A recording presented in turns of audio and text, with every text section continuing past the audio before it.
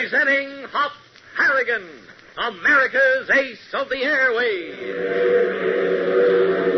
CX-4 calling control tower. CX-4 calling control tower. Standing by. Control tower, back to CX-4. Wind southeast, ceiling 1200. All clear. Okay, this is Hop Harrigan coming in. Yes, it's America's ace of the airways. Coming in for another transcribed episode in the adventures of Hop Harrigan. Say, did you know that there's a new plane that's so easy to fly that anyone who can drive a car can become a pilot in about 7 hours? Well, sir, it's true. The name of this super easy-to-fly light plane is the Aircoupe, spelled E-R-C-O-U-P-E.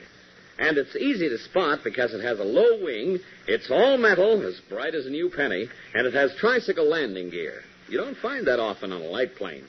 Well, maybe you'd feel uneasy going up with a pilot who had only 7 hours of instruction in his Aircoupe. But wait a minute. This plane is as safe to fly as it is easy to fly. You know what causes so many accidents in light planes, don't you? It's the spin. A spin is that merry-go-round dive that begins when a plane stalls. The nose drops rapidly into one side, and the plane goes into a spin. That is, any plane but an Aircoupe. The Civil Aeronautics Administration says it's impossible to spin an Aircoupe. If you pull back on the wheel and stall the plane, it merely levels off and regains flying speed. Isn't that something? And hand in hand with spin-proof safety is that three-wheel landing gear, the same type gear the big Army ships have. It means that three-point landings are simple as pie. Why, just touch the ground and the Aircoupe settles down without bouncing. And on the ground, the pilot has visibility right in front of the plane's nose because he's sitting level, not angled back as in two-wheel planes. I'll tell you more about the Aircoupe later on, so don't forget to listen. And now to our story. As a result of the strange and unexplainable appearance of ghostly enemy fighter planes and the disastrous crash of one of its giant transports, the Ace Flying Service is on the verge of ruin. To further complicate matters, Hop and Tank are suspected of murder, with Inspector Fry of the New Orleans Detective Bureau ready to make an arrest at any moment. Then, in our last episode, the boys took a DC-4 on a cargo flight north to Kansas City, accompanied by Paul Conroy. The trip was smooth and uneventful until 100 miles west of Little Rock, Arkansas, one of the weirdly glowing enemy fighters suddenly appeared, a Jap Zero, which turned directly into the airliner's path, making a head-on run. Momentarily frozen with horror, Hop, Tank, and Paul could only stare at the Zero, and above the roar of their engines, heard the rattle of machine gun fire and the ghostly voice of the enemy pilot. No, Yankee pilot! No, you will die! You have taken my life, and I shall be avenged! Hop, did you hear that? Possible. I must be going crazy. We're all going crazy. Snap out of it, both of you. They're shooting at us. None of the bullets are landing, are they? That voice. I can't get over it. Forget the voice. Plane's heading straight for us. But Jennings, you'll pile right into it. Another fight can help it. Get her up! Get her up! It's still coming. No, it isn't. It's going to pass under us. Hey, what's that? Number 4 prop broke off. Feather it quick and douse the engine before she starts to burn. Okay. Where's the Zero? Should be behind us. Pass right under us. Not quite much either. Stand by. May come back for another run. Hey, there it is, behind and to the left. Is it coming around? No, it's falling. It's going down out of control. What? Look.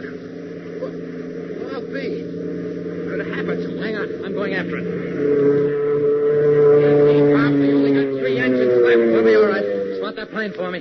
I'm watching it. Still going down. I don't get it.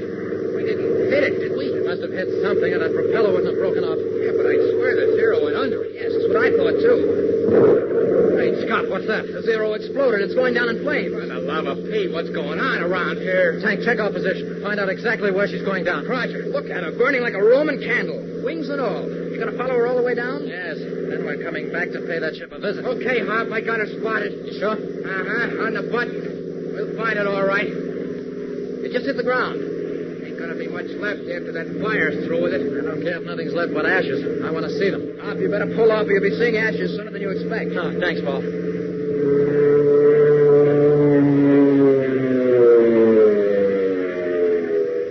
Gosh, that don't beat everything. Here we was expecting to see a Zero, hoping to see it. When we do, we get buck fever. Honest, I never was so scared in all my life. You have nothing on me. I'll bet my hair's turned white. How do you think those poor guys felt last night before they crashed? Yes, and Vinny. Vinny. I don't know about that. Tank. What do you mean, Tank? Nothing, Skip. Now, wait a minute. Talk. Forget it. I was just running off at the mouth like I always do. You know something. What is it? Nothing, I tell you. Heads up. What's the matter? There's another plane up there. I just spotted the exhaust flares. Where? 1 o'clock. Running without navigation lights. Hey, that means something. I'll say it does. Snap off our lights. We'll get in trouble. Have to risk it, sorry. I want to follow it. Okay. They're off. Now, keep your eyes on those exhaust flares. Now, look, this isn't a gag, is it? You're not trying to steer me off Vinny, are you? Of course not. We'll explain later. Right now, we've got to keep that plane in sight. This may be just the break we're looking for. Holding the DC-4 at 1,000 feet, Hop begins the pursuit of the flickering blue lights high above, jockeying his ship carefully and skillfully to avoid being seen. The mysterious plane holds a steady course westward for a half hour, then begins a slow, gradual descent. Hop, I think it's going in for a landing. Better be careful. Right. Do you really think that plane has something to do with the jet fighter? I can't be sure it hasn't. Why would it be riding without navigation lights if it wasn't up to some kind of monkey business? Down to our level now. We're about 2 miles behind it. Yeah, it's still losing altitude. It must be going in for a landing. You won't be able to see the exhaust flares in a minute. I'll drop down a little myself. Watch it. We ain't got too much ceiling. This is all flatline, Tank. Hey, look at that string of lights burning up ahead. Oh, yeah. The plane's heading straight for them. It must be runway marker lights. You're right. It's lining up with them. Tank, you know where we are? Got a pretty good idea, but I'll check it. Well, hurry up. There. The landing lights just went on. This is its base, all right. Can you see anything down there? Any distinguishing landmarks? Well, it's a couple of buildings. One looks like a big barn. Any roads? Yes, over to the left. State highway, I think. The rest is open field. Okay, Hop, I know where we are. Good. Then let's get out of here fast. Better head for the bank of clouds up there before the guy who's flying that ship spots our exhaust flare. Oh, he's right in the landing. He's too busy to turn around. Yeah, but somebody else may be down there. I think we'll make it. I'm keeping my right wing low. That'll shield our flares a little. So what do we do now? Head for Kansas City? If there aren't any other interruptions. But we're coming back here, ain't we? I'll say we are. As soon as we finish this flight. All right, now, boys. Suppose you tell me what you meant about Vinny. Gosh, Paul. Give it to him straight, Tank. We'll have to know sooner or later. Well, Spill it. last night we saw somebody hanging around your office. He was inside arguing with Craig. It was just before we came in. Well? Vinny was supposed to be home in bed, wasn't he? That's what Bird told me. Well, he wasn't. He was outside one of the windows listening to everything you were saying. You're crazy. We saw him, Paul. That was dark. You must be mistaken. Sorry, pal, we weren't. We got a good look at him. But why? Why would Vinny do a thing like that? I don't know. Tell me, did you know him long before you went into partnership with him? Well, no, not too long. A couple of months, maybe. And how well do you know Craig? Well, I met him overseas during the war. We bummed around together. We talked about starting an airline even then. When I finally saw my way clear, I got in touch with him. So you knew Craig better than you knew Vinny. Yes, but... Now, look here. You don't think Vinny's behind all this, do you? We don't think anything right now. The way you're talking, I don't understand. Listen, the way it stacks up now, there's a bad leak in your organization somewhere. I'm pretty sure that Martin, that pilot who quit on you, is in a mess up to his neck. But he can't work alone. He needs an inside contact. I can't believe that Vinny would... Nobody's accusing Vinny of anything. His behavior last night was a little strange, but he may have had a perfectly reasonable explanation. Well, as soon as we get back to New Orleans, I'll wring it out of him. You'll do nothing of the kind. Right now, we have two other leads to work on, the Jap Zero and this plane we just trailed. When we get the score on those angles, we'll lay our cards on the table and start pitching. But not before. Hop is firm, insistent, as he outlines his plan of action. Paul finally shrugs his shoulders in reluctant agreement. Will these two clues lead to anything? We'll know about one in just a moment, gang, so stand by. Gang, if you went shopping for a light plane, what would you want? Well, you'd want safety, reasonable speed, and range, and you'd want a plane that would be easy to fly. Then you'd look for smart styling, comfort, and the ability to land and take off on small airfields near your home and near beaches and fishing streams and mountain lakes. If that would fill the bill for you, then you would definitely be interested in the Air Coupe. For here's a light plane that has just about everything. It's a beauty, all metal, and with plenty of room for one passenger and luggage. It'll fly 500 miles nonstop and deliver 22 miles to a gallon of gas. Top speed is 175 miles an hour, and it cruises at a neat 110. The air coupe will take off at a speed of 45 miles an hour and climb 750 feet in the first 60 seconds. Now, but that's only the beginning. When you fly an air coupe, you have only one control, the wheel. No rudder pedals to push. You just turn the wheel the way you want to go, and if you want altitude, pull back. To go down, push forward. And when you do go down, you have 3 wheels under you, equipped with hydraulic brakes. You make easy 3-point landings, and you can stop short without nosing over because of that wheel under the nose. And get this, the air coupe is certified spin-proof. Try all you like, you can't put an air coupe into a spin. That's why it made a reputation in jig time as the safest flying machine that ever turned a bird green with envy. Take a good look next time you see a flock of light planes. Maybe you'll see this silver streamliner. And if you do, you're getting an eyeful of modern sky transportation. The air coupe. Get ready to fly, gang, and always remember America needs flyers. And now, back to our story.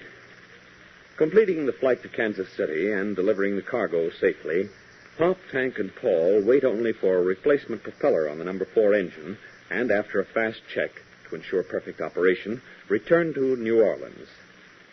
Scorning breakfast, much to Tank's disgust, they climb into the Beechcraft and fly north again to the area where they had seen the Jap Zero fall in flames.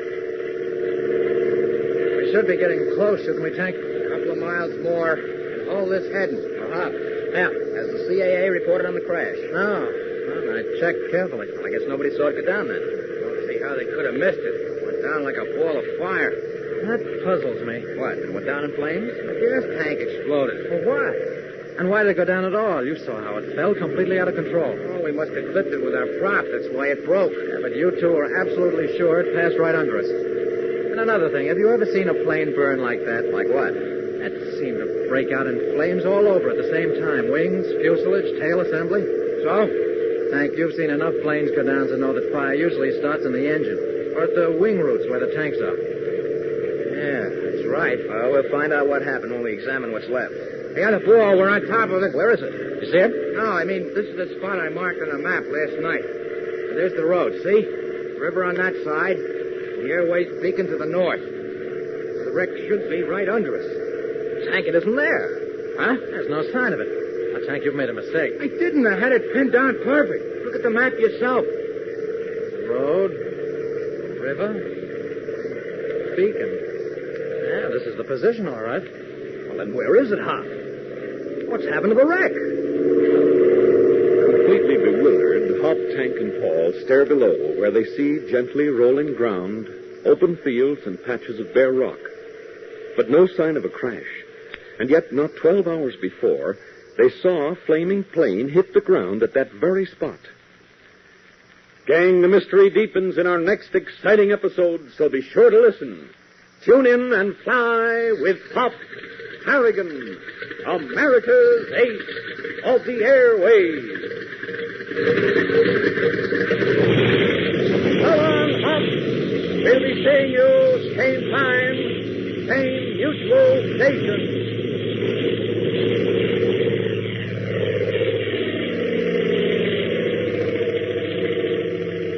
Hop Harrigan is a transcribed, copyrighted feature appearing in All American Comics magazine and is brought to you Monday through Friday, same time, same mutual station.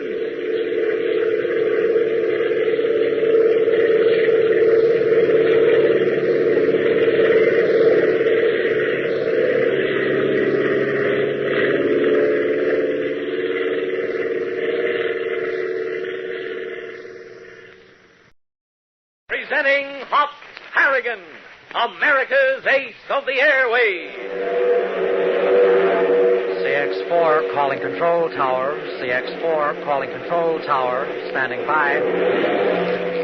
Control tower, back to CX-4. Wind southeast, ceiling 1200. All clear. Okay. This is Hop Harrigan coming in.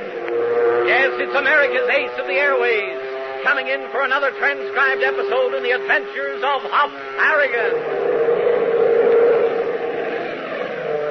Fellas and girls, our special guest today by proxy is Bill Odom, the pilot of the recent record-breaking solo round-the-world flight. Bill, how does it feel to fly around the world all by yourself? Flight was over so fast, Glenn, I didn't mind it at all. Well, I'm sure all our Hop Harrigan listeners are interested in knowing how the airports in foreign countries compare with our fields here in America. And since you've landed on most of them, I'm sure you can answer that question for us, Bill. Well, Glenn, thanks to Uncle Sam, every principal city in the world has an airport with good-sized concrete runways. Our country has given the various countries in Europe and Asia the material to build them. The refueling in these countries is made easier, too, since we supply airfields all over the world with high-octane gas. Well, tell me, Bill, now that you have the solo round-the-world flight record under your belt, what are your future plans? Well, Glenn, I've always had a secret desire to compete in an airplane race. So now that I've made a solo flight around the world, I'm entering the Bendix airplane race. I'm going to fly a P-47M over the course.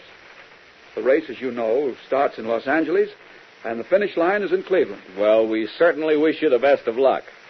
Now, Bill, suppose you give us some inside dope. I've heard that after the Bendix Trophy race, you're planning another round-the-world flight. And, hold on, Bill. I see it's time for us to join Hop Harrigan. But in just a few minutes, I'll be back to talk with you about your next flight. So, gang, don't forget to listen. And now to our story. Missing and attacked by a ghostly Japanese Zero by inches only, Hop, Tank, and Paul Conroy watched it fall in flames and, carefully marking the spot on the chart, completed their cargo flight to Kansas City and, early the following morning, flew back to the exact position where they had seen the enemy fighter crash. In the clear, sun-washed light, they circled low over the ground, searching for the wreckage. But to their complete amazement, it was nowhere to be found. Tank, are you sure you haven't made a mistake? I swear this is the place. Here's the chart.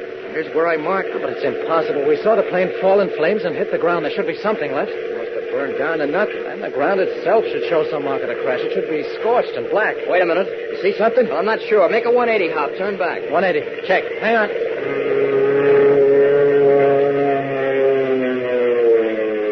I don't see nothing. There. Straight ahead on that rocky stretch of ground.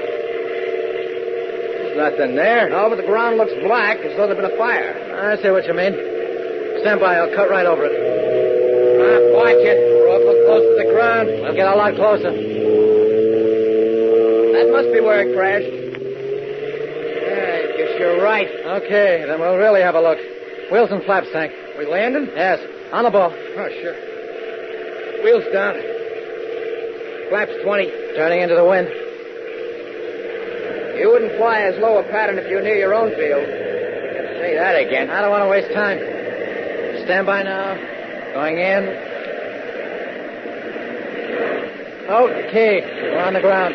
Careful. The ground's pretty rough. You want to taxi right up to the spot? Might as well. Ease off to the left a little. Left. Roger. Okay, far enough. Cutter. Now, let's have a real look. Funny. There ain't no wreckage at all. There must be something. Probably a few ashes. And that'd be enough. Over this way. You notice how black those rocks there are compared to the ones on the left? Yes, there was a fire there, all right. I only hope it wasn't an ordinary bonfire. Here we are.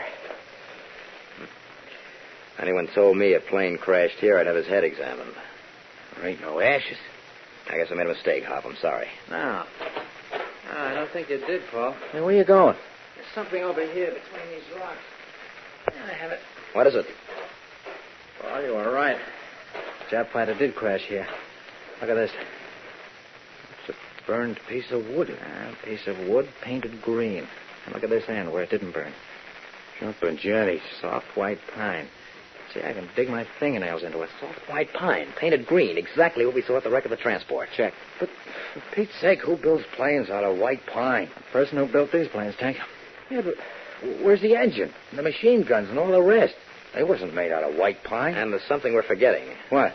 Where is the pilot's body? Maybe somebody came and took it away. With the engine and the guns?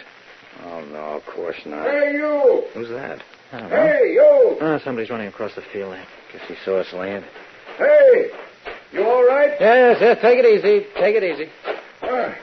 Saw you come down in my field. I thought you might be in some kind of trouble. No, everything's under control, thanks. Well, I'm glad to hear it. Well, what are you doing here? Oh, just checking up on a few things. You live in that farmhouse? That's right. Well, tell me, did you hear anything out of the ordinary last night? What do you mean, out of the ordinary? Did you hear a crash? Yes, I did. It's peculiar you should mention it. Well, that's why we're here, sir. A plane crashed on your farm. We're trying to find the wreckage. There ain't none. Is this where it came down? Yeah, you're standing on the very spot. Did you actually see the crash? No, I was in bed. No noise woke me out of sound sleep. When I came to the window to see what was going on, I saw a great big fire roaring away. Of course, I came right out. When I got here, there was nothing left.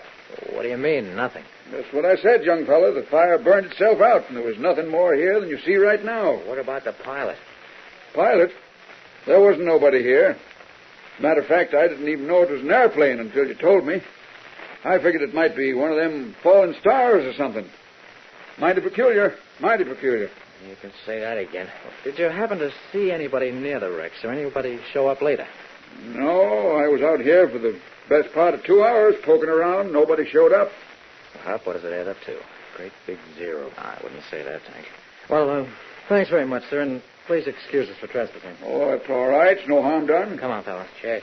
So long, sir. Thanks. Yes, thanks a lot. Don't mention it. Well, another lead and another blank. Looks like this one's really too tough to crack.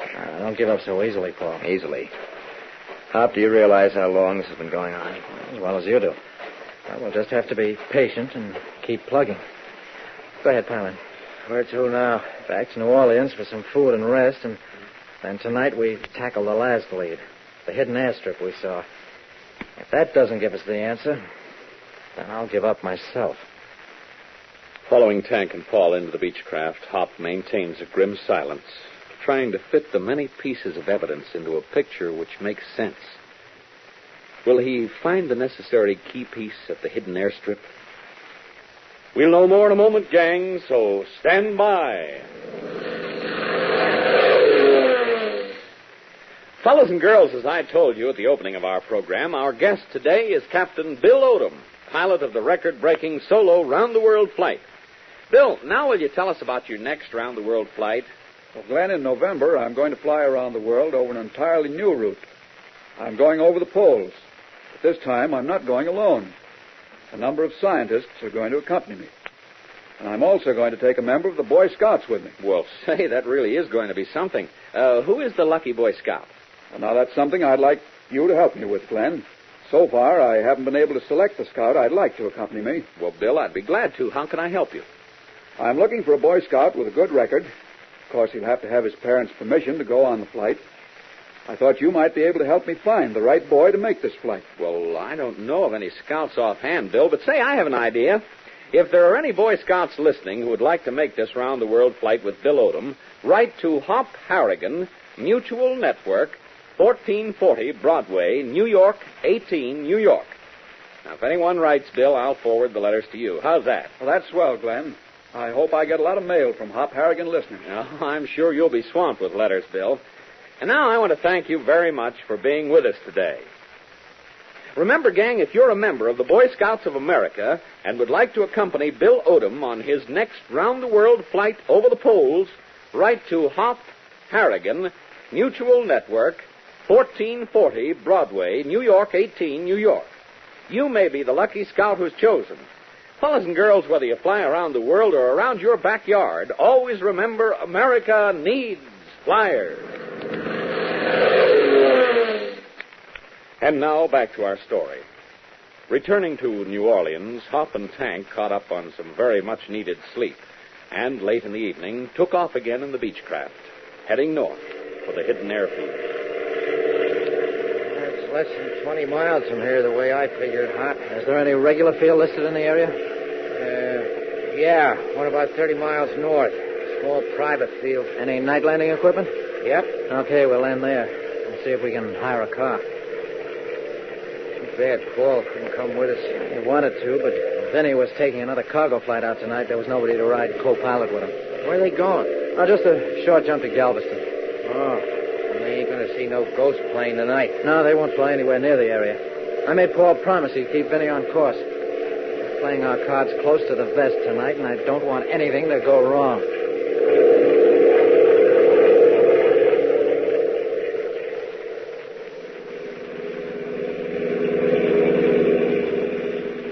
Buildings, Hop. One looked like a big barn, remember? Should be along here someplace on the left-hand side of the road. Hey, how about those two buildings? Where? Yeah, that's them. And see, the field on the other side is plenty big enough to land a ship. Okay. Hey, where you going? You're passing it. I'm going to pull down the road a ways, turn off the lights, and creep back. We're going around a curve. Nobody'd see if you turned around here. Okay. Anything coming? No. Road's empty both ways. All right.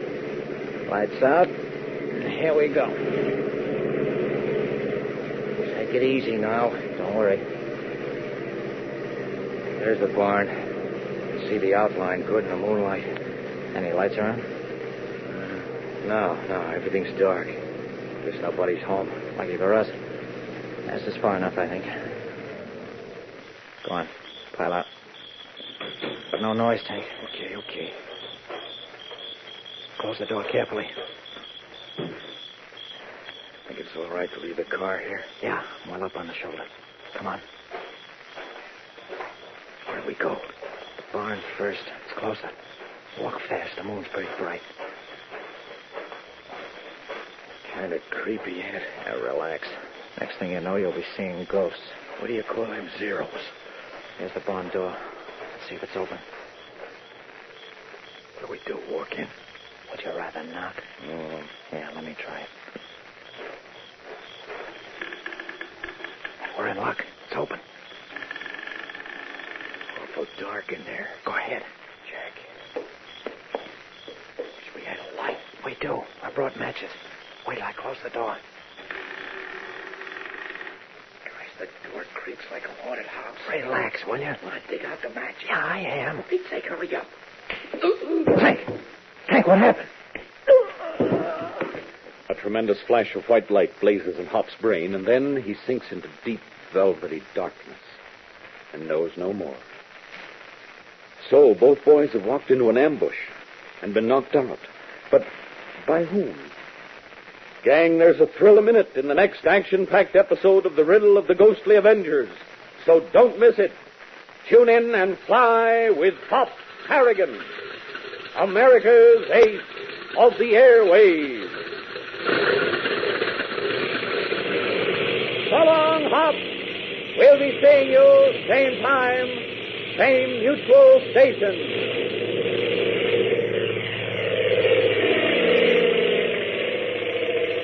Hop Harrigan is a transcribed, copyrighted feature appearing in All American Comics magazine.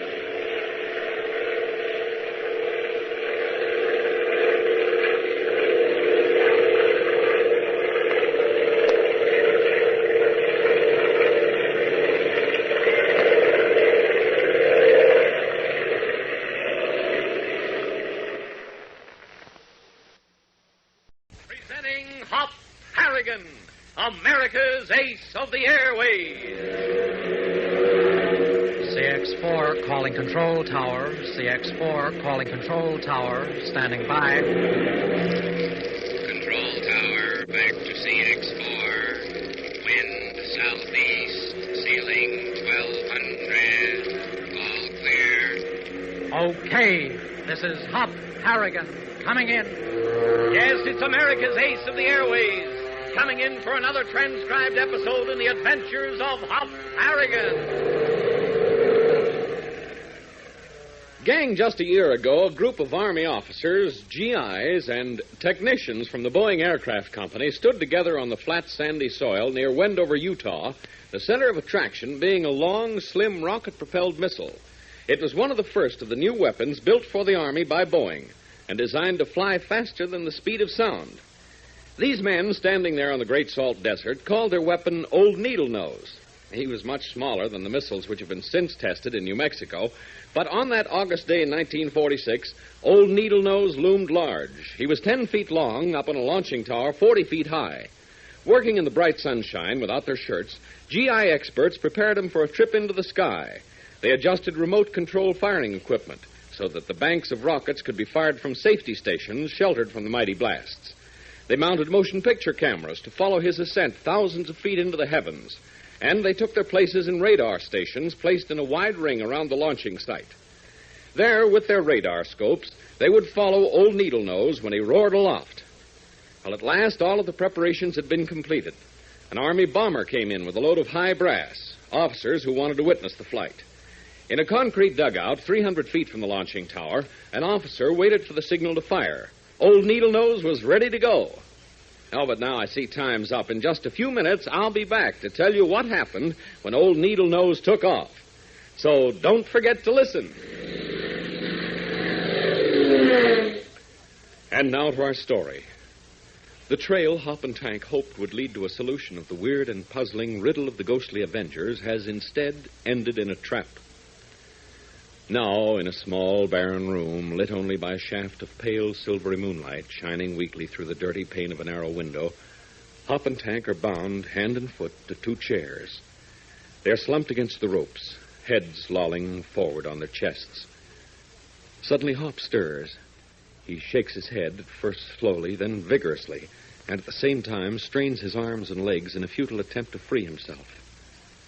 Now, his mind clear, he looks around, peering into the murky darkness, trying to decide where he is. A low groan from his left brings him up with a start. Tank. Hey, Tank.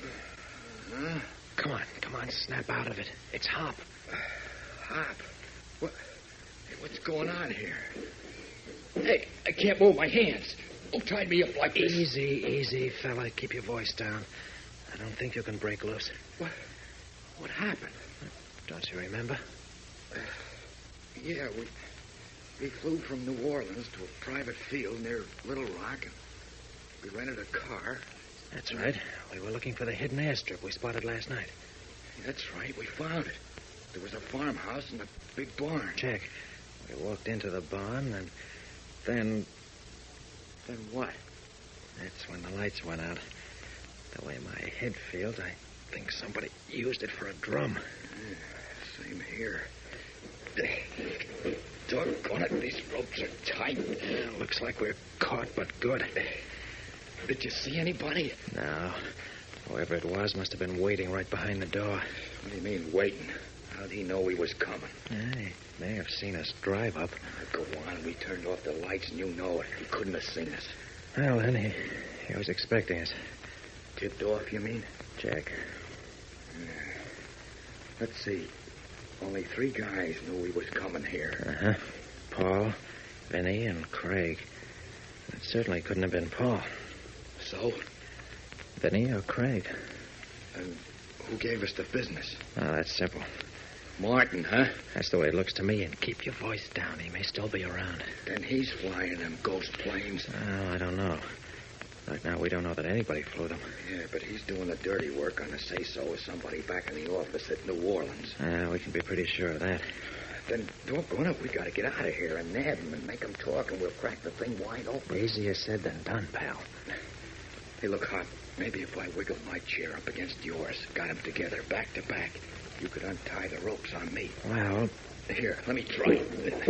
Ain't not so much noise, Tank. I can't help it.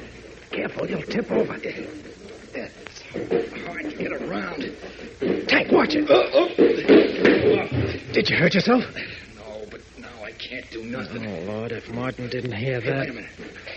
What is it? I think I cracked the back of the chair. It's kind of loose. Work on it, fella. Yeah.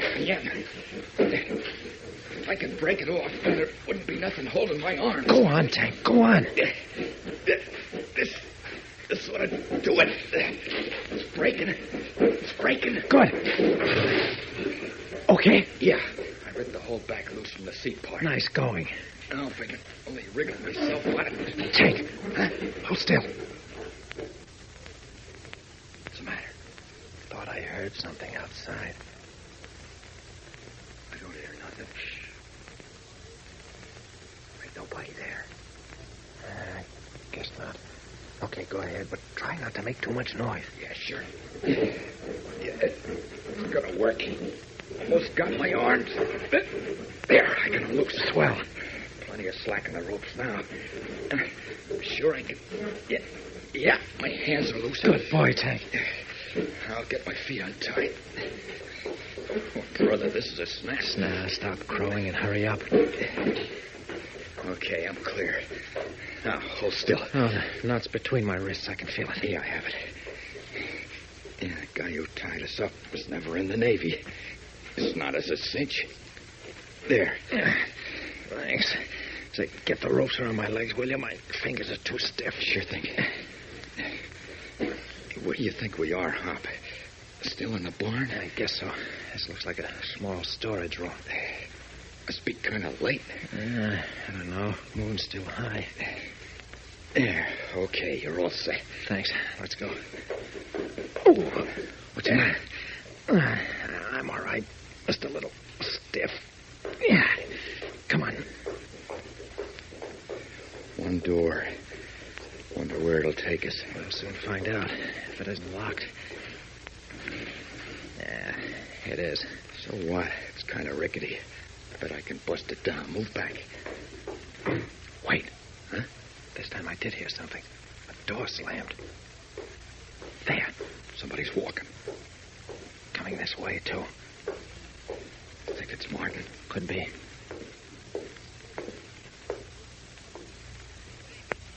Stopped. Right outside the door. He's coming in. Stand by to jump him. Roger. Ready? Ready. Hey, shut up. He went away. Uh-huh. To answer the phone. But the door's unlocked. Yeah, I know it. And let's get out of here for Pete's sake. Wait a minute. Okay. He's on the phone now. Come on. Careful, careful. You see him? Yes. It's Martin, all right. He's on the other side of the barn with his back to us. Think we can sneak out? Wait, let me take a good look. Lucky he turned on the lights so we... Great Scott. What is it? Tank, the ghost planes. The enemy fighters. They're here in the barn. What? Now I know why we never found any engines. Now I know the answer to the whole mystery. Standing in the doorway, Hop stares into the cavernous recesses of the large barn, his eyes literally glowing in triumph. What does he see? What is the answer to the mystery? We'll know in a moment, gang, so stand by. Well, gang, when they pushed the button and sent old Needlenose on his way upward 1 year ago, rocket science took a leap ahead.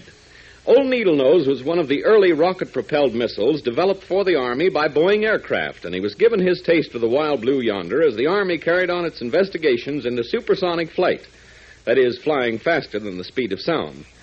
You remember we left the proving grounds on Utah's Great Salt Desert just as old Needlenose stood poised in his 40-foot launching tower. Boeing technicians, GI experts, and a raft of high Army officers were on hand. Scattered over the flat sand 4, 5, and 6 miles away were the radar stations to chart the flight and the movie cameras to record every moment of it. Then, in a reinforced dugout, 300 feet from old Needlenose, an officer put his hand on the firing button and began to count. 20 seconds to go. 15. 10 seconds. Only 5 seconds left. 4, 3, 2, 1, he counts, and then fire! Old Needlenose hurtles from his launching tower like a bolt of lightning, and, leaving a snow-white trail of vapor, whistles up into the sky. Seconds after the takeoff, he's gone almost out of sight. Then, as the rockets spend their fuel, old Needlenose turns and dives back to Earth with a high-pitched scream. And at the radar scopes and the cameras, every foot of the rise and fall have been charted. How fast did he go? How high? And how well did the rockets work? And the Army began to learn the answers, thanks to old Needlenose, all 10 feet up, and one of the first supersonic missiles. Someday we may go by rocket to the moon, to the planets. And when we do, let's hope someone remembers to name one of the great spaceships old Needlenose. And fellas and girls, always remember, America needs flyers. And now, back to our story. When Martin, a former pilot of the Ace Flying Service, and now the boy's captor, unlocked the door and left to answer the phone, Hop and Tank immediately took advantage of the opportunity to escape. Opening the door with great caution, Hop took a quick look around the large, cavern-like interior of the barn, then ducked back and made an astonishing statement. Tank, the enemy fighters are here in this barn. Now I know the answer to the whole mystery. What do you mean, you know the answer? You'll see for yourself. Come on. What about Martin? Oh, he's still on the phone. Hurry up now. Oh, my gosh. For the love of Pete. Tank, close the door. Okay, this way, fast, and no noise. But Hop, they ain't planes, they're dummies. No, not quite. They'll fly, all right. They're gliders. Here, duck down behind this wing. Gliders. Holy cow, who'd have thought of that? I should have, when I found those pieces of soft white pine. Here, feel this wood. It's white pine, all right, but how could they fly so perfect? They were towed. Don't you remember the plane we followed here? Oh, sure. There it is near the large doors, the Lockheed Hudson. A reconverted war job. And remember when we saw a Zero? We crashed into something and our number 4 propeller was broken? Yeah. Well, the tow line did it. Of course. And right after that, the Zero went down in a spin. From what I can see, they've been coated with a kind of luminous paint to give them that strange green light. Yeah, but what made them burn? Oh, I don't know. Hold it. Martin's through talking. Oh, he's coming back to go into the room we just got out of. I wonder who's at the other end. Other end of what? The phone call. Well, now that we got him, we'll know everything. If we ease around the other side of the wing, we can jump him when he goes by. No, Tank, stay where you are. But he'll find out we're gone and he'll come looking for us. This way we can surprise him. Martin isn't the only one we have to surprise. Now, Tank, we'll let him go for the time being and take our chances. It's the big fish or nothing. So, crouched behind the wing of a glider, Hop and Tank watch with narrowed eyes as Martin opens the door to the room in which he had held them captive. In a second, he'll discover their absence. Hop is taking a dangerous chance, sacrificing the all-important element of surprise. But he must have a plan in mind. Gang, the riddle of the ghostly Avengers is drawing to an action-packed climax, so don't miss the next exciting episode. Tune in and fly with Hop Harrigan, America's Ace of the Airways. So long, Hop. We'll be seeing you same time, same mutual station. Hop Harrigan is a transcribed, copyrighted feature appearing in All American Comics magazine.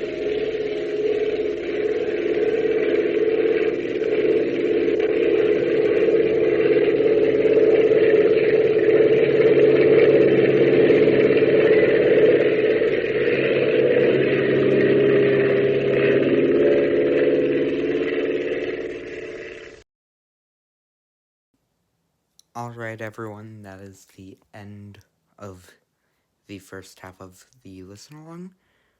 Have your 5-minute break, and then we'll come back and do the rest. Cool. See you in 5 minutes. Bye, guys.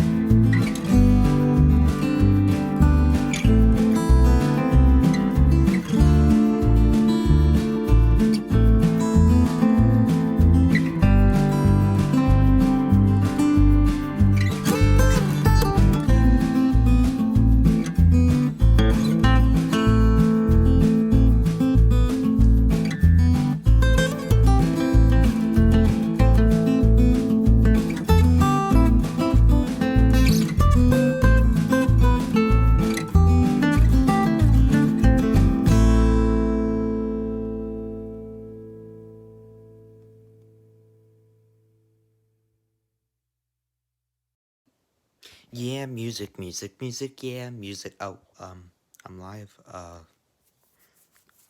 Oops. Well, 5 minutes is up. Yay. Back to the thingy. Yay. Hop Harrigan. Woo. Presenting Hop Harrigan, America's ace of the airways. CX4 calling control tower. CX4 calling control tower. Standing by. Control tower, back to CX4. Wind southeast, ceiling 1200. All clear. Okay, this is Hop Harrigan coming in. Yes, it's America's ace of the airways, coming in for another transcribed episode in the adventures of Hop Harrigan. Say, gang, for all we know, someone right now may be working on a plane that will be able to fly around the world on one load of gas. That isn't just fantasy either, because if you've been listening to us every day and keeping up on your aviation news, you know all about jet and rocket power, and about all the new speed and distance records that have been set within the past few months. So you can see, around the world without refueling may very well be on its way. But until it does come, we'll just have to be satisfied with what we've got. The new planes coming off the production lines right now are pretty good jobs, and they're getting better with every new model. For instance, let's talk about the new Boeing B-50, the Army Air Force's terrific long-range bomber. One quick look at this ship, and you'd be willing to bet it was a B-29 Super Fortress. But take another look, and it's not exactly the same. The tail is higher than a Super Forts, 5 feet higher. Well, that had to be done so that the B-50 could stay straight and steady on course, even at low speeds. And this tail is foldable. Yes, sir, just like the wings on carrier planes, there are hinges built into the tail so it can fold down. Otherwise, it wouldn't be able to fit into many airport hangars.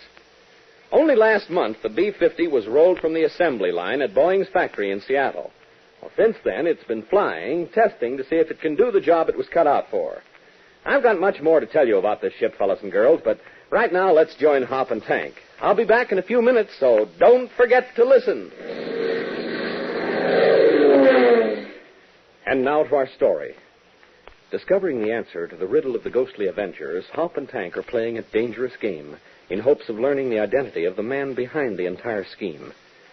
They're in a large barn, crouched behind the wing of one of the so-called ghost planes, watching Martin, a former Ace Flying Service pilot, who had knocked them out and tied them up earlier in the evening. Now Martin is slowly approaching the door to a storage room in which the boys had been held prisoner. Why don't we jump now before he finds out we ain't there? Because he's our only contact with whoever's behind this whole setup. Let me nab him and I'll beat it out of him. I'd rather not work it that way. Quiet. It's getting close. Boy, look at the rod he's packing. When he comes looking for us, we won't have a chance. Tank, shut up. See him? He's at the door.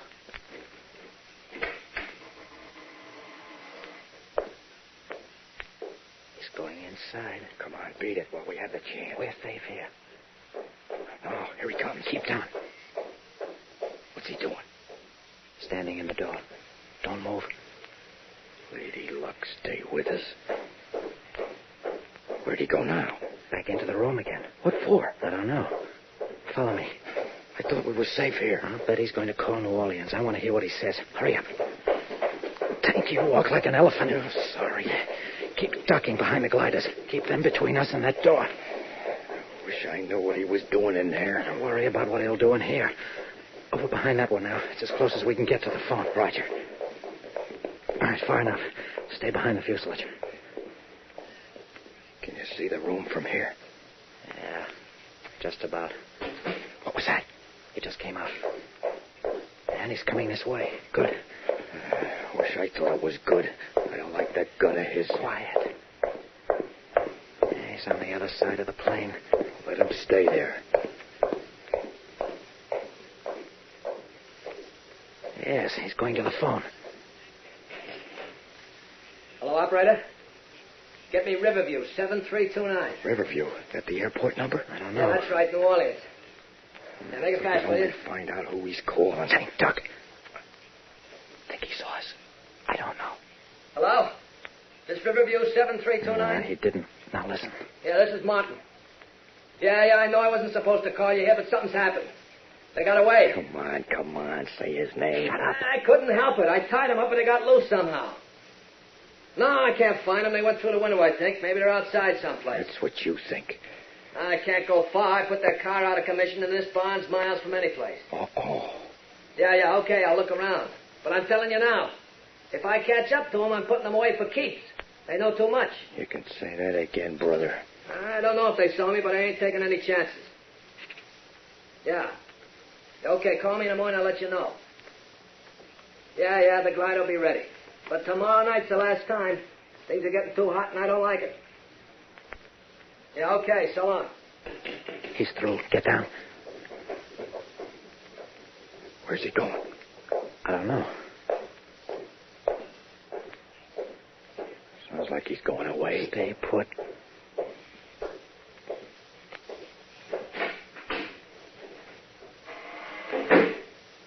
Yeah, he went outside. Phew, what a relief. You heard everything he said? Yes. Now let's have a look around. Look around. We got to get out of here while the getting's good. The getting isn't good. He's going to look around for us outside, remember? Yeah, but... Besides, I want to double-check the score in here. But, Hop, it's simple. Them enemy fighter planes are only gliders, and they was towed by that reconverted Lockheed Hudson over there. Uh-huh. And they're beautiful jobs, too. Notice, Tank? Look at all the detail. Still ain't a Jap Zero. Of course not. But at night, from 100 yards away, you couldn't tell the difference, could you? No. But what makes them burn so fast? That's what I want to know. Let's see. There's a pretty heavy coat of dope on the wings and fuselage. Must be highly inflammable. So? What starts it off? Here. Let's have a look at the inside. It's an empty shell, ain't it? No. There's a large box in there. It's right over the center of gravity. There's wires leading out of it. Wait a minute. Hop, don't touch nothing. Martin will know we was in here. Hop, you better hurry. I just want to see what... No, they're fuses. Fuses? Yes, and they lead into the wing roots and back to the tail. Tank, it must be some sort of timing mechanism tied up to a small explosive charge. The charge starts a fire, and the fuses carry it to all parts of the glider at once. Hey, that's neat. The glider's completely destroyed, and there's no evidence left. Boy, whoever dreamed this up sure has a bug in his bonnet. Now, let's backtrack. Figure out the timing. Huh? What do you mean? Well, how does Mr. X, we'll call him, operate? Yeah, you tell me. Our cargo flight is scheduled over this part of the country, pretty close to here. They can't tow the gliders too far. Go ahead, Sherlock. Well, when the flight takes off, Mr. X phones Martin here, who takes off in the Lockheed towing the glider. He knows the course and schedule of the cargo flight, so he sets his heading to intercept it. Sounds good. Well, that's about it. Martin swings the glider into a head-on approach, makes it crash into the transport. The glider falls in flames, and he beats it back here. Yeah, but on the first two transports, the glider didn't smack into him. You can't hit the jackpot every time. Vinny was lucky. That's why he got through. Yeah, but them voices and the machine guns. I think we'll find the answers to that in the transports themselves. Hey, wait a minute. Hop, Martin was still working for the airline when the first two gliders were spotted. Oh, he probably had the day off or something. You've sure wrapped it up in a pretty little bundle. But we still don't know who's behind it all. It's either Vinny or Craig. Vinny or Craig. How do we find out which one? Get them together and face him with it. See who tries to lie his way out. How do we know who's lying? Well, maybe we ought to grab Martin. I'll make the rat talk. No. We've got to be just as cagey as Mr. X. We've got to trick him somehow and make him tip his hand. I wonder how we... Hey, what's that? Tank, Martin's coming back. I've been talking my head off and forgot all about it. Me too. Hop, what'll we do? Rooted in their tracks, Hop and Tank press their bodies against the framework of the glider in a vain attempt to shield themselves, but they're in plain view. When Martin enters the barn, he can't help but see them. Gang, there's a startling surprise ahead, so stand by.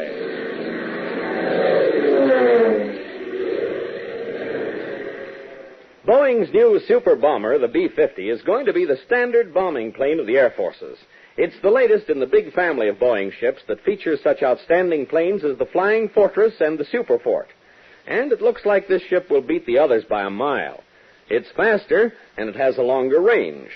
But the amazing thing about it is that it's just about the same size as the B-29. All the improvements are invisible. They're built right into the ship, so the size is not increased. The Army is so pleased with it that they've already ordered 133 from the company. The new bomber has more power and better and stronger wings than the B-29. It has an escape hatch in the back and a life raft in case of emergency landing on water. If a fire breaks out on board, it can be located and put out before it gets a chance to do any damage. A new type of landing gear gadget developed by Boeing engineers lets the pilot raise the wheels immediately after the plane is off the ground. This little device will help make the takeoff smoother and safer. And besides, the whole gear weighs 500 pounds less than regular landing gear. And those are only a few of the new improvements built into the B-50. Each one adds up to making the ship the queen of the skies.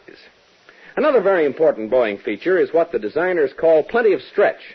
When a ship is planned, the engineers try to figure out what parts might possibly be improved in the future, and then the plane is turned out, but room is left for improvements. You'll soon be hearing plenty more about the Boeing B-50. It's still a new baby as far as the Air Forces is concerned, but chances are it will grow up to a ripe old age protecting America. Our country will need many pilots to fly these new ships, gang, so get set to take your place in the sky, and always remember America needs flyers.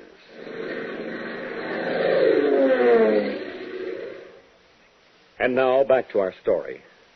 In comparative security, Hop and Tank examine the gliders kept in a large barn and learn the operational tactics of the so-called ghost fighter planes.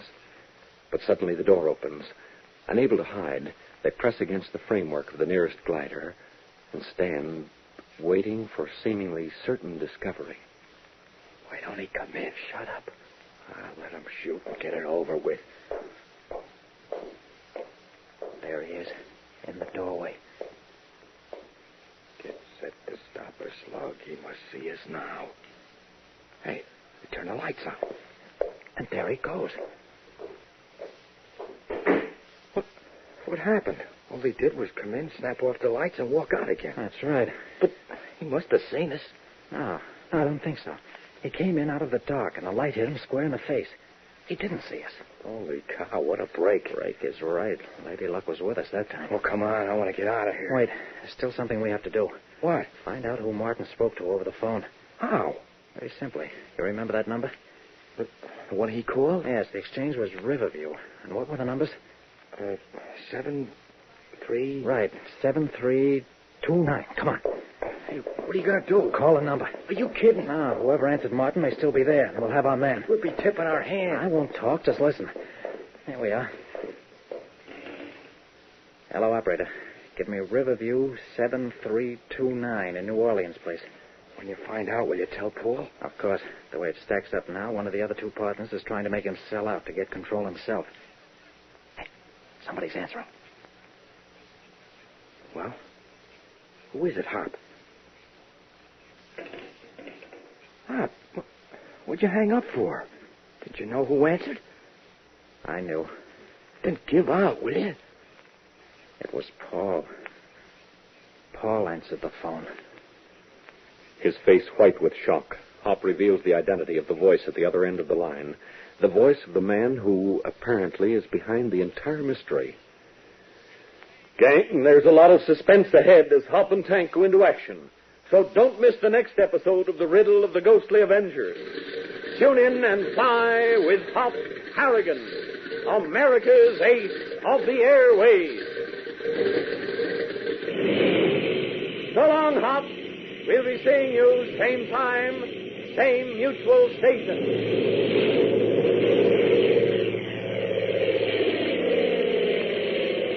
Hop Harrigan is a transcribed, copyrighted feature appearing in All American Comics magazine.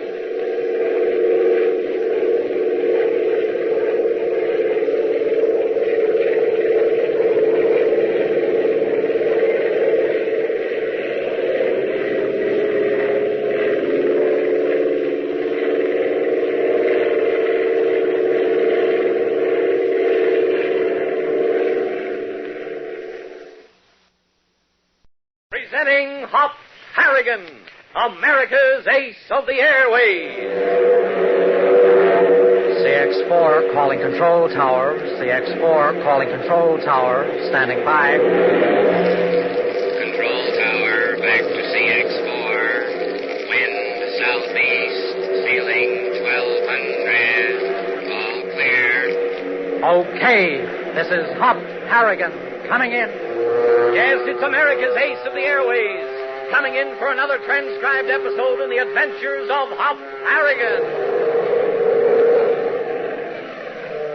Say, fellas and girls, do you know that there's a new way to bring planes in for landings which makes the whole operation virtually automatic? It enables a plane to land in all kinds of bad weather. Weather so soupy the pilot can't even see the ground. The plane is flown automatically and extremely accurately right down an invisible path in the sky, the path being a sloping radio beam sent up from the ground. No human hand has to touch the controls until the plane is almost ready to be set down on the runway. This new system is called Flight Path Control, or FPC for short. It's the nearest thing to a fully automatic landing that has ever been devised. Flight Path Control was developed by the Eclipse Pioneer Division of Bendix Aviation Corporation at Teterboro, New Jersey, a company which makes all kinds of miraculous instruments and accessories for aircraft. Of course, you all know that the problem of all-weather flight is one of the most serious in aviation today, and not only Bendix, but many other aircraft companies are constantly working on the problem. You've already heard about instrument landing system and ground control approach. These are also methods for bringing planes in through soupy weather. GCA employs radar and radio. ILS uses a radio beam and instruments. Now, Flight Path Control also uses a radio beam like ILS, but it goes a step further. With Flight Path Control, the plane is flown by an automatic pilot which does the job of the human pilot, and thus the possibility of human error is greatly reduced. More later, so don't forget to listen. And now to our story. An early morning sun rises in a smoky haze over the cypress groves and swamps of northern Louisiana, giving promise of a hot, humid day. A trim biplane arrows through the calm, breathless air, holding a steady course southward to New Orleans. And in the cabin, Hop and Tank sit quietly, almost grimly silent. Finally, Tank turns to Hop. Hey, we're making fast time. We're going to be in New Orleans about 10. Yeah, I got a tailwind. You know, Hop, when Paul answered the phone last night, you could have knocked me over with a feather. I was sure Vinny or Craig was behind the whole mess, but now Maybe there's a mistake someplace. Maybe it was a coincidence. I made the phone call not 10 minutes after Martin did. Oh, Paul can't be the guy behind all this. Why should he try to wreck his own airline? Could be Craig or Vinny, but not Paul. He might be trying to scare them out so he can buy up their shares cheap. Nuts. It's a possibility, Tank. Now, in any case, we can't take any chances. What do you mean by that? For our own safety, we'll have to keep Paul at arm's length. Don't tell him any more than we tell the others. It ain't gonna be easy. I know it. So, what do we do now? There's only one other man we can trust. Who? Inspector Fry. Fry? Are you kidding? Never more serious in my life. But Hop, he was trying to pin a murder rap on us. He ain't nobody. Inspector Fry is honest, Tank. He's only trying to do his job. Yeah, job setting us up for the electric chair. It's the only way. We'll land at the small private field south of New Orleans and go to police headquarters. I want to talk to him before I see Paul. I'm going to tell him the whole story.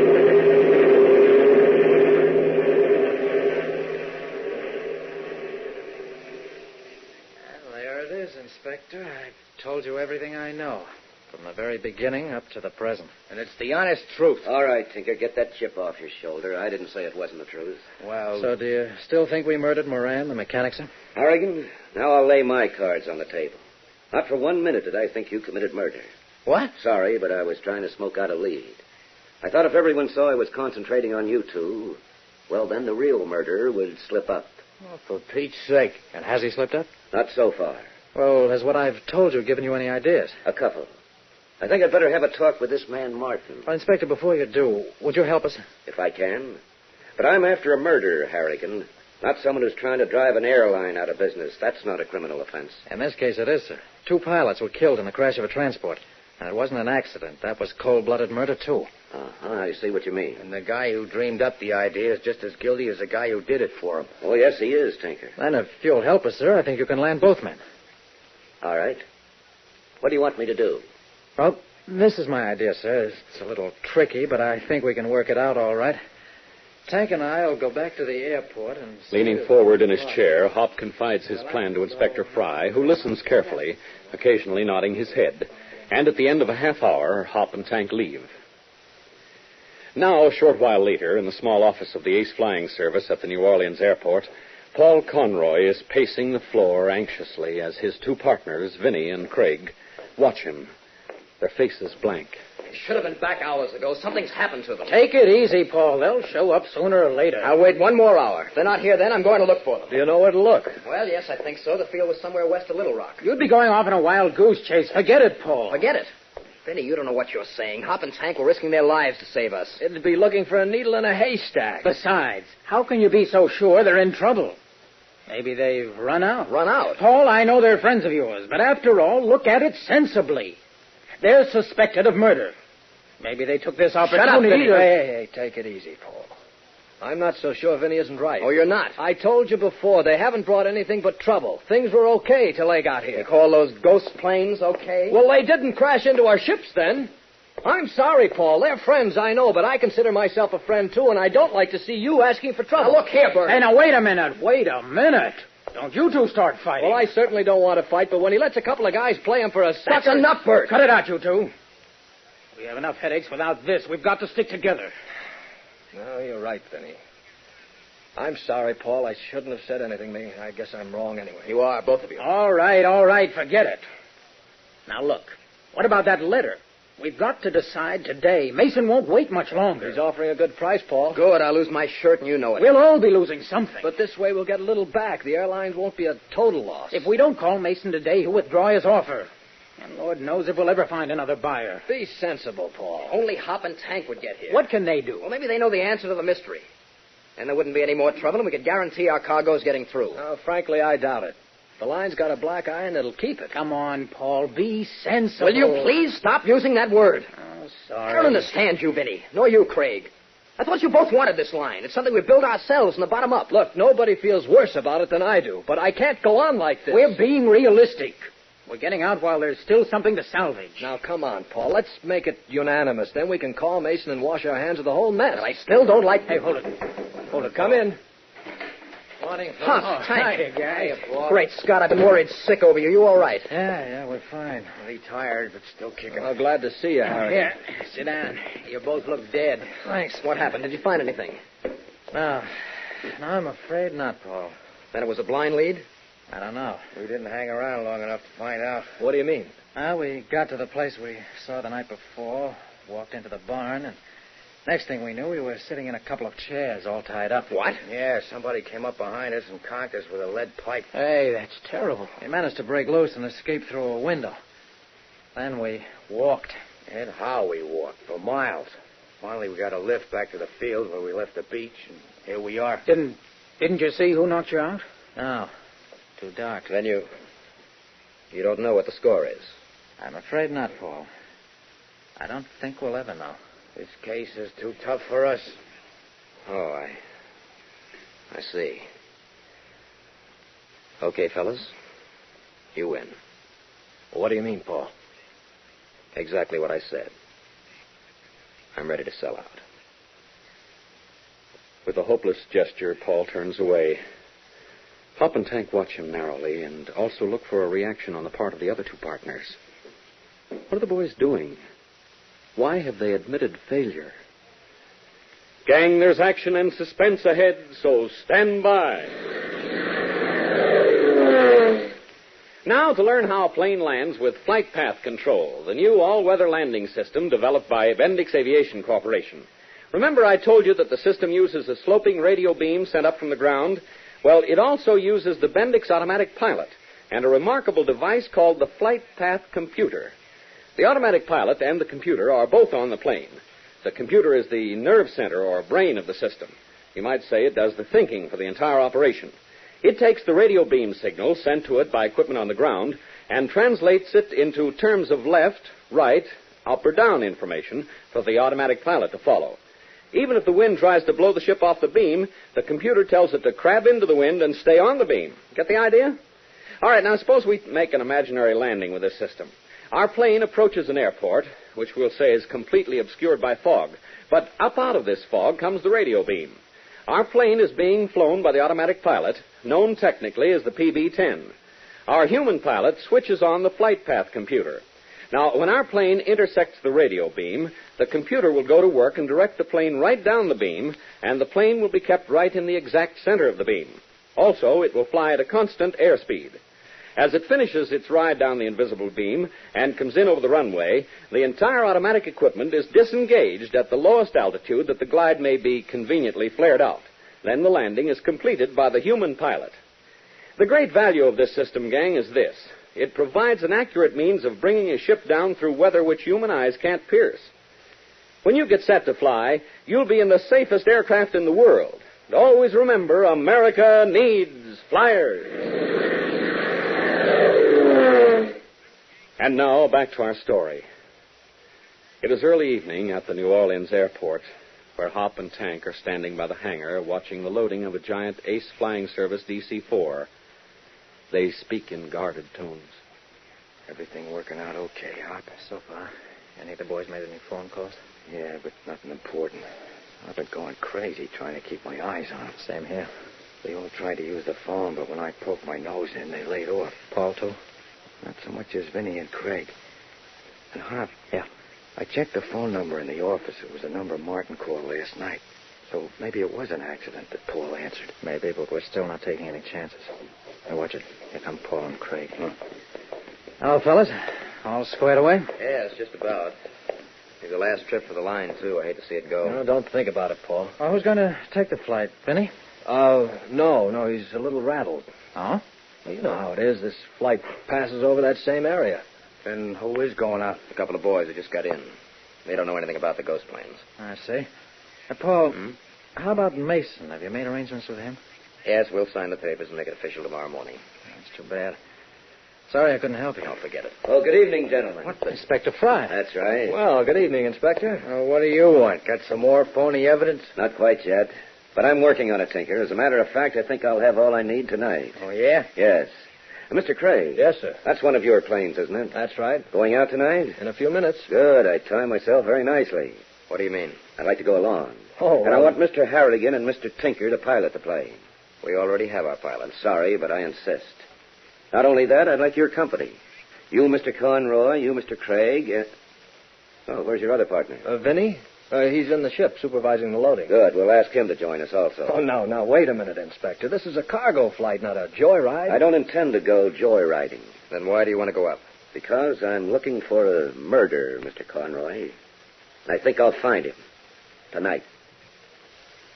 His face devoid of expression, Inspector Fry stares at Hop, Tank, Paul, and Craig in turn, and then walks purposely toward the waiting DC-4. Gang, the riddle of the ghostly Avengers moves to a smashing climax in our next action-packed episode. So be sure to listen. Tune in and fly with Hop Harrigan, America's Ace of the Airways. So long, Hop. We'll be seeing you same time, same mutual station.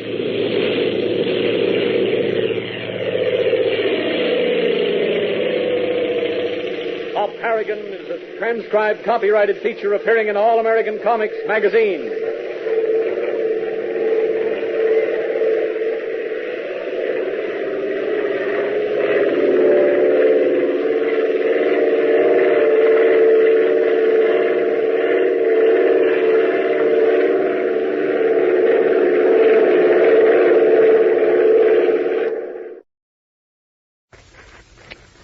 Presenting Hop Harrigan, America's Ace of the Airways.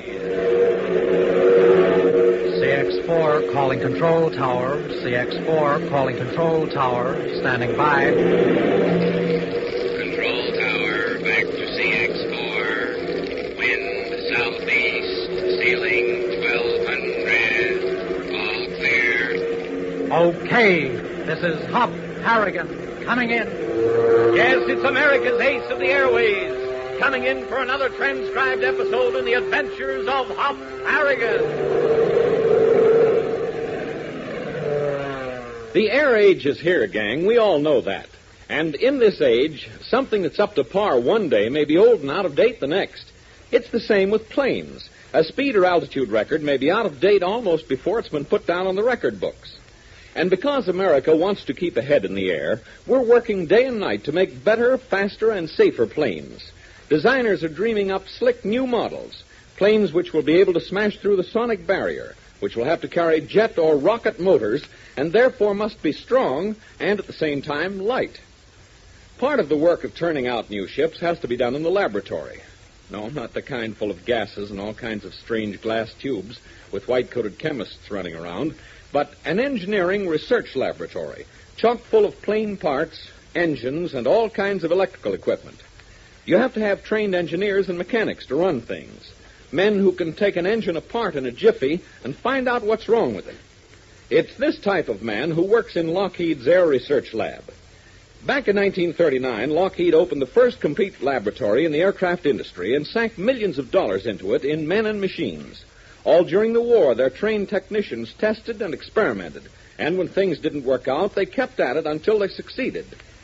Now their job is to work on the development of large transports like the Constellation and Constitution. In just a few minutes, I'll be back to tell you more about the exciting work done in Lockheed's laboratory, so don't forget to listen. And now to our story. The strange and puzzling riddle of the ghostly Avengers is moving to a rapid conclusion as Hop and Tank, now in possession of almost all the facts, go into action to trap the man trying to ruin the Ace Flying Service. There are 3 suspects, Bert Craig, Vinnie Stevens, and Paul Conroy, all partners in the airline. And as we continue now, Inspector Fry of the New Orleans Detective Bureau has appeared on the field, apparently ready to make an arrest. A massive DC-4 transport is on the apron in front of the Ace hangar, loaded and ready for a final cargo flight north to Kansas City. The inspector turns to Hop, Tank, Craig, and Paul and informs them in level, measured tones. We're all going to make that flight tonight, Harrigan. You and Tinker will be at the controls. Mr. Craig and Mr. Conroy, you both will come along. Well, how about the other partner, Vinny? Mr. Stevens will make the trip also. Now, just a minute, Inspector. This isn't a joyride, you know. I don't intend it to be a joyride, Mr. Craig. Now, how soon can we take off? Inspector, I can't leave the office. There won't be anyone here to handle the calls. What calls? Well, there won't be any, Bert, and you know it. We're washed up. I still don't see why I have to make the flight. Because I'm asking you to. Suppose I refuse. You can't force me. I'm sorry, but I can. And I will, if necessary. Oh, Bert, what difference does it make? Come on. Now, for the last time, are we ready to take off? Yes, anytime. Oh, Inspector. Oh, yes, Harrigan. There's Vinnie Stevens just coming out of the plane. Oh, good. Mr. Stevens. Huh? Oh, hello, Inspector. Is this a conference? Your plane ready to leave? Yes, I was just going over to call the crew. Oh, don't bother. Harrigan and Tinker will fly the ship. Oh? And we're going along for the ride, Vinnie. What? Yes, Mr. Stevens. All of us are going. Oh, no, not me. Why not? You're not getting me aboard that ship. You haven't answered my question. Why not? It's heading north. It'll fly right over the spot where we saw the ghost planes. So? Maybe you didn't hear what happened to me. I was lucky I got out in one piece. I'm not taking any more chances. I'm afraid you'll have to. Oh, no, not me. Mr. Stevens, you'll come along if I have to handcuff you and put you under arrest. Arrest? On what charge? Murder. But Will you can't go aboard willingly, Mr. Stevens? Come on, Vinnie. You can't buck the law. Gosh, Paul, I'm scared. Honest, I am. I'm sorry. Now, shall we get aboard? Well, in a minute. I've got to go back to the office and tell the guys they're not going out. I'll do it, Vinnie. I have to get their charts anyway. I'd better go with you and see if there are any messages. No, don't bother, Mr. Craig. We'll go right aboard. But I have We'll to go right aboard. Come on, Bert. There's no sense arguing. Tank, you come with me. I'll meet you in the plane, Inspector. All right. Now, gentlemen, if you please. Inspector Fry gestures politely toward the open hatch of the waiting DC-4. The 3 partners hesitate, then, with reluctance, step forward and board the plane. The inspector follows, smiling in satisfaction. And a few minutes later, when Hop and Tank reappear with the necessary charts for the flight, they start the engines and taxi out to the runway. Yeah. You think this is going to work? It's got to work. Vinnie and Craig don't look too happy. What about Paul? He looks like he lost his last friend. Honest, Hop, I don't think he's got anything to do with this. Maybe not. Heads up, we're at the runway. Magneto check, Tank. Ready.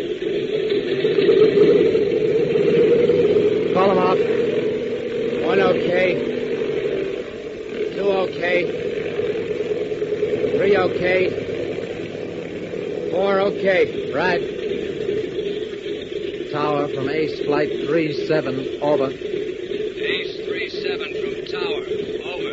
Request permission to take off, over. You are cleared for takeoff. Wind east 12. 2 DC-4s in landing pattern. Make right turn at 800 feet and brake pattern. Over. Roger, out. Okay, back there, hang on tight. We're ready to take off. Go ahead, Harrigan. Here we go, Tank. Lady Luck, stick close. I got a feeling we'll need you bad. Manipulating the controls easily and skillfully, Hop swings the giant transport onto the runway, then, with throttles wide open, roars down the floodlit strip of concrete into the night sky. The last flight of the Ace flying service has begun.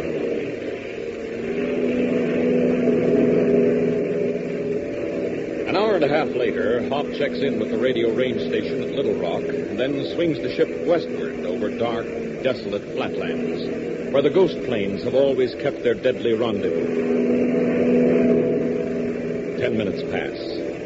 Then, at Hop's signal, Inspector Fry comes forward. How's everything going, Harrigan? About as well as can be expected, sir. Any reaction back there? No, they're all pretty quiet, but they're starting to get edgy. Do they suspect where they are? I don't know. We're almost over the spot where the ghost planes always show up. I see. I guess I'd better start laying the cards on the table. I guess so. Call them up here. Mr. Stevens. Mr. Craig. Yes? You come up here, please. And you too, Mr. Conroy. All right. Make it good, Inspector. I'll try my best. Hope it works out. Here they come. Listen, Inspector, when is this comedy going to stop? You forced us to come with you, wasting our time, and so far nothing's happened. Do you want anything to happen, Mr. Craig? I want to know what this is all about. Fine. We'll begin at the beginning. Excuse me a minute, Inspector. Oh, sure. Harrigan, where are we? West of Little Rock, Vinny. Little Rock? What's the matter, Mr. Stevens? The ghost planes. This is where they show up. Ghost planes? Very interesting. I'd like to see one. Inspector, you don't know what you're saying. Make Harrigan turn back. Make him turn back before it's too late. I'm afraid I can't. Harrigan, please, turn back, please. Vinny, this ship is scheduled for Kansas City. I can't turn back. But you know what happened to the last plane. It crashed, and we'll crash, too. What makes you so sure? I know, I just know.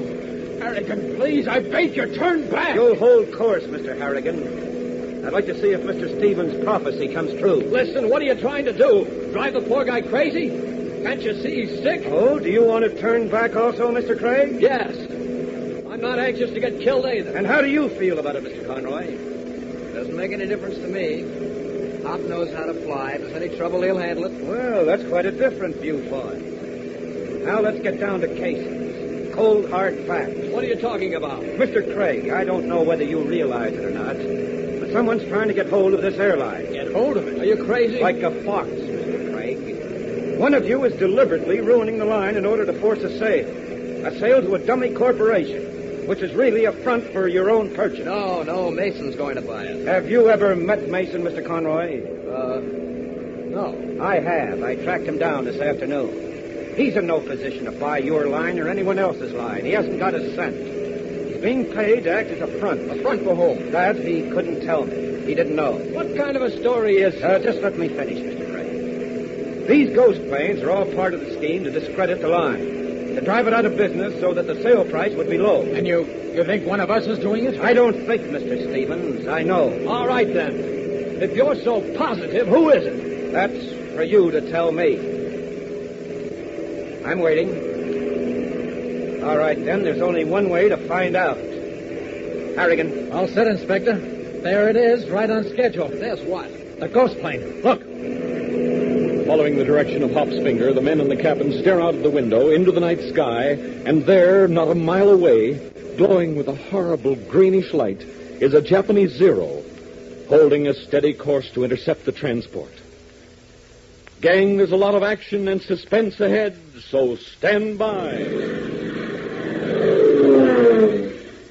Now, gang, let's get back to Lockheed's aircraft laboratory, the first one of its kind ever built. Well, the shop is so complete you could even make a small plane just from the equipment in it. Besides that, the lab has its own wind tunnel where planes are tested under realistic conditions. In one of those tunnels, the weather and wind can be controlled from a calm atmosphere to a tornado or hurricane. Other exciting work done in the lab covers a plane from A to Z. Research on different metals is carried on to find out which one can stand the most heat. For example, on Lockheed's P-80 Shooting Star jet-propelled fighter plane, the tailpipe has to withstand a temperature of 2,200 degrees Fahrenheit. And that's enough heat to fry most anything in the world. But that metal takes the temperature over and over again and still stands up under all the heat. Next in the lab, we come to a complete section of the Navy's Lockheed Constitution transport. It's the flight engineer station, complete to the last detail. Seated at the instrument panel with all the engine throttles and controls, the flight engineer can really fly the world's largest transport while on the ground. Every switch and electrical connection does the same work as it would in flight. It's research and testing like this that has made the Constitution so successful in all its test hops. Now, walking on through the laboratory, we come to the temperature chamber, which can be heated up to 160 above zero or frozen down to 100 below, making it easy to see how well the mechanical and electrical units stand up in all temperatures. Oh, it would take days to give you a comprehensive idea of the whole operation. Everything is being done to ensure the best air equipment in the world. If you want to get in on any of this when you grow older, get set to take your place in the sky, and always remember, America needs flyers. And now, back to our story. With Paul, Vinny, Craig, and Inspector Fry aboard, Hop and Tank are flying a DC-4 cargo transport northward toward Kansas City in a last attempt to trap the person trying to ruin the Ace Flying Service. When suddenly Hop calls out, There it is, right on schedule. The ghost plane. No, it's a Jap Zero. Cutting in front of us, Hop, watch it. Don't worry, I am. All right, now talk. Who's behind all this? Inspector, you're crazy. We're innocent. Harrigan, turn around. Get away. He's back and heading straight for it. I see you. Harrigan, please. It'll crash into it. How do you know, Stephen? That's what happened to me. Please, Harrigan. I don't believe it. Huh? If it's a ghost, it hasn't any substance. It isn't there. Hop, what are you saying? I'm going to head straight for it. Hold my course. Hop, you can't. Now, murderer. Hey, listen. This is Soldano, killer. Soldano. No, it can't be. I'm coming to get you, just like you got me. As the ghostly voice echoes in the flight cabin, Hop bends forward in his seat and sends the mighty transport roaring ahead straight toward the ghostly green plane as the others in the cabin stand rooted in horror, fascinated by rapidly approaching death. Will the guilty person, the person behind the mystery, crack before it's too late? Gang, you'll find out in our next episode, so don't fail to listen. Tune in and fly with Hop Harrigan, America's ace of the airways. So long, Hop. We'll be seeing you same time, same mutual station.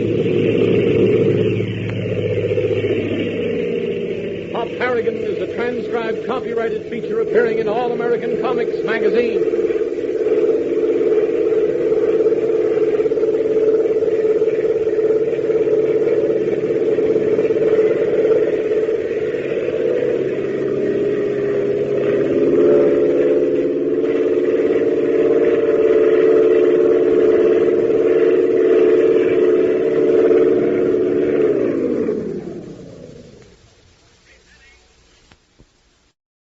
Presenting Hop Harrigan, America's ace of the airways. CX-4 calling control tower. CX-4 calling control tower. Standing by.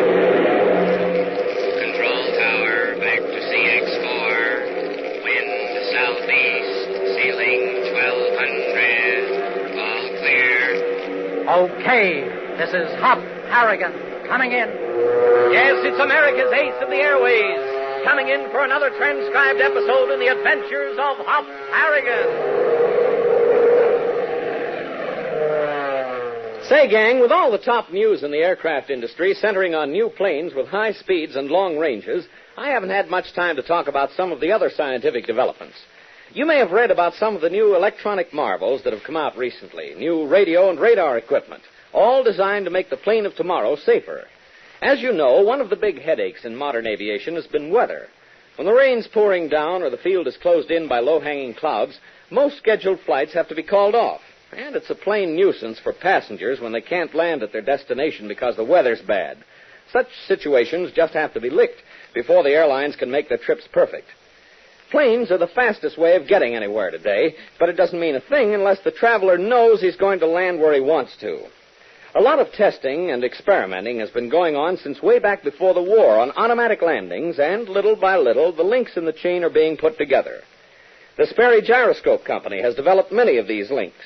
Instruments such as the gyro pilot, the automatic approach control, and the automatic airspeed control. These three especially make it possible for a pilot to do a hands-off act.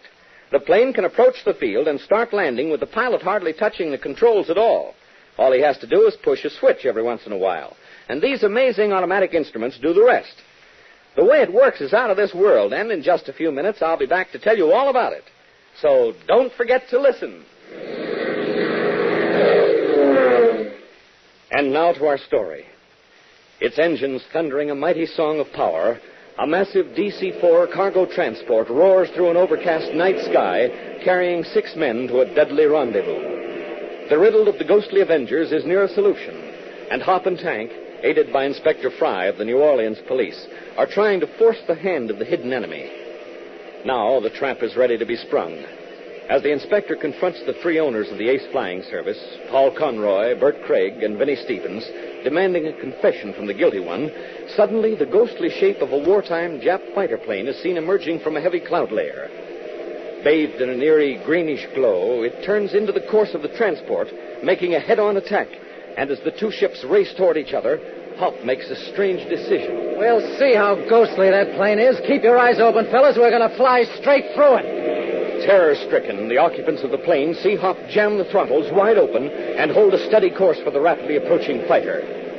Inspector Fry stands quietly by, watching them all. What's the matter with you boys? You're not afraid of ghosts, are you? It's not a ghost. It's real. Harrigan, pull up. Pete's sake, Hop, what are you doing? Shut up and sit tight. Inspector, make him pull up. He'll kill us. Why, Craig? Don't you think it's a ghost? I don't know. I don't want to take any chances. Please, Harrigan, you know what happened to me. Please, pull up. Hop, you can't do this. Harrigan, he's right. Pull up. Pull up. Now, murderer. Hey, listen. Now it is my turn. This is Soldano talking. Soldano? I'm coming to No, it get... can't be. It can't. That's who it is. Soldano, the man who was killed in the last crash. I'll get you just the way you got me. No, Harrigan, pull up. Why, Craig, it's only a ghost. We'll go right through it. We won't. He'll crash into us. He'll explode and we'll burn. Pull up. Pull up. Okay. It's going to be close. Hang on.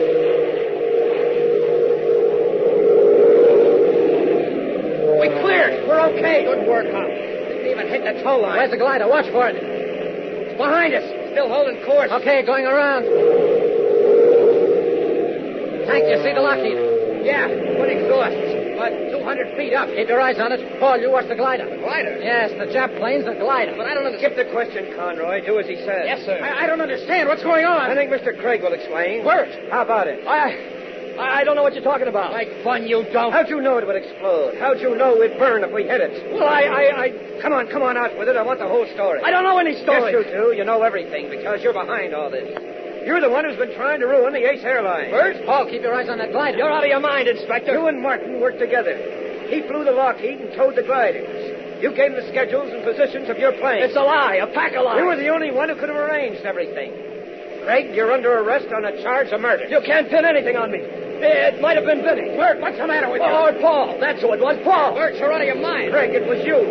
You were going to take over the airline yourself. No, you can't prove it. You can't. Don't run away, Craig. There's nowhere to go. You're not going to frame me. Bert, wait. He slammed the bulkhead door. What's he think he's doing? Conroy, help me. What about the glider? I'll watch it. Lend a hand, Conroy. Coming, sir. Can't you open it? No. Come on. Lean against it. Thanks, sir. Craig, open up, Craig. Doesn't matter. He can't get away. How about a parachute? I don't know. Is there any back there, Paul? I don't think so. Yes, there are. In the locker behind the bulkhead. That's what he's up to. Heads up. The glider's starting to kick around. Uh-oh. Hold still back there. This may be a little rough. What's going on? I don't know yet. Looks to me like Martin's trying to get rid of it. Trying to shake it loose. Something must be wrong with the tow line release. Hey, watch it. We're getting awful close. Martin must have throttled back. You better, too. We're right on top of the glider. Now, cut over it. Hey, Hop. Yeah. Bert, just over the rear cargo door. Oh, great. Everything's happening all at once. Harrigan, he'll get away. Can't help it. I'm trying to keep us from crashing into the Lockheed. What's that? Did we hit it? No, the glider exploded. Great Scott. Look, Tank. Look. Oh, my gosh. What is it? What happened? Craig, when he bailed out, he jumped when he was right over the glider. He landed on top of it when it started to burn. Oh, no. The chute caught fire. There. He hit the ground. I just heard what you said, Tinker. Are you sure? Yeah, I watched him all the way. Don't have to worry about him no more. Wait a minute. What's the matter with Martin? Hey, Hoppy, he's still waltzing all over the sky. I don't understand. Better stay clear. Don't worry, I am. Isn't that a fire behind the tail or something? Yeah, it's the tow line burning right into the ship. He should be able to put it out, but he isn't. Look, the cabin's burning. Better bail out. Too late. It hit the gas tanks. There he goes, straight down. Didn't he get out? No. I was trapped inside the cabin. Well, looks like this case is all washed up. Yes, Inspector. At last, the riddle of the ghostly Avengers is solved. Holding the DC-4 transport in a wide circle, Hop watches the flaming wreckage of the Lockheed plummet into the ground, not far from Bert Craig's lifeless body. Yes, the riddle has been solved, and the two men behind the entire scheme have met a strange justice. Literal death by their own hands. Gang will bring you the exciting climax of today's episode in just a moment, so stand by. Now, gang, let's talk some more about those automatic landings I told you about at the beginning of today's Hop Harrigan. Let's imagine we're in a plane equipped with all the up-to-date gadgets for landing automatically. There's a pilot with us in the cabin because he has to push the switches which make the controls work, but that's about all he does. We're approaching the field now, and he picks up the landing system signal. He looks at his charts and finds the plane is 12 miles from the airport. This signal follows a path right down the center of the runway, straighter than any line you or I could draw. Next, the pilot flips a panel switch to a spot marked localizer. That means the plane's controls have picked up the signal, too. Now the ship swings all by itself toward the field and follows the path straight toward the runway. All of this is done by the automatic approach control. Now comes the automatic airspeed control, one of the newest of the self-landing instruments. The pilot cuts down the approach speed of the plane by lowering the wheels and flaps. Then he pushes another switch. Once he does that, the throttles make their own power adjustments, and the approach speed is kept down mechanically by the new control device. When the glide path signal comes, the pilot works another switch, marked approach. Again, without any more moves by the pilot, the ship starts going down, gliding toward the end of the runway. The only thing the pilot has to do is actually land the ship. That's nothing once it's right at the landing strip. When the plane settles just above the runway, the pilot grabs the wheel and presses a release button, which turns off the automatic controls. Then he brings his ship to a perfect landing. Just another in America's new flood of aircraft wonders, all designed to make flying better and safer for everyone. And always remember, America needs flyers. And now back to our story.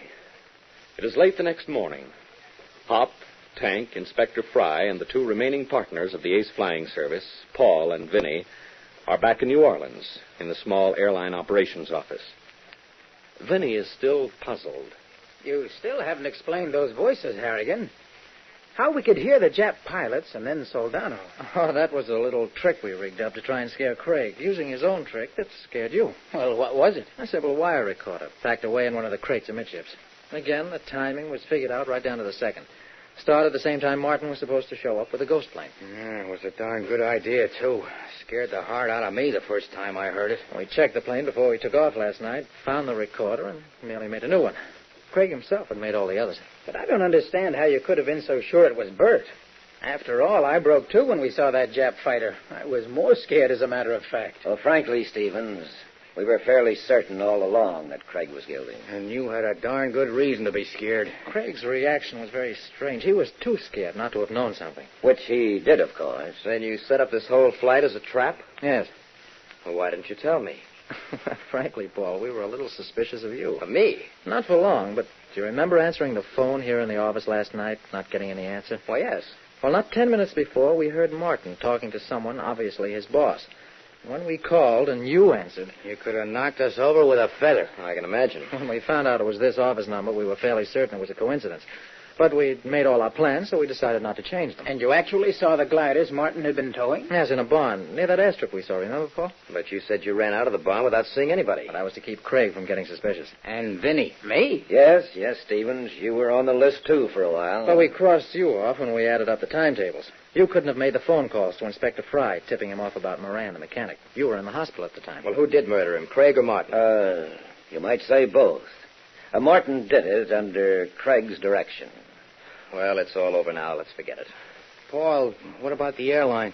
Well, we'll keep on plugging and try to build it up again. I have enough dough to keep us rolling, I think. And once the true story gets out, I'll bet we'll get all our old customers back. Sure you will. Well, Hop, I don't know how to thank you for all you've done. Forget it. Inspector Fry did most of the work. Don't pass the buck. This was your idea, and you know it. Oh, and Harrigan, remember what I said about playing detective? Yeah, and you're right. We get into too much trouble. No, not at all. I was going to take it all back. You can play detective around here any time you want. Oh, thanks, sir. Look, have we finished handing out the bouquets? Yes, I guess so, Tinker. Why? Because I ain't had nothing to eat since last night. Let's tie on the feedback. Okay. Relax now that the pressure is off. The boys leave the office of the Ace Flying Service, and after a meal which satisfies even Tank's enormous appetite, they take off in the beach, heading back to Lakeville. Meanwhile, far to the south, in the Mexican province of Yucatan, a man and a boy are digging in the ruins of an old Mayan city. Suddenly the man straightens up, stares at a wall covered with a strange, exotic design, and turns to the boy. My son, this is what we've been looking for. Remember this place. Remember these ruins. For on this wall is a secret which will change the destiny of the world. But even as he speaks, a group of men watch him carefully from a nearby ridge, and the leader, a man whose olive-skinned face is marked by a livid red scar running from ear to mouth, issues an order. They have found it. They know the secret. It must die with them. Gang, this is only the beginning of a new mystery, one that will keep you on the edge of your seats. So don't miss the first exciting episode. Tune in and fly with Hop Harrigan, America's Ace of the Airways. So long, Hop. We'll be seeing you same time, same mutual station.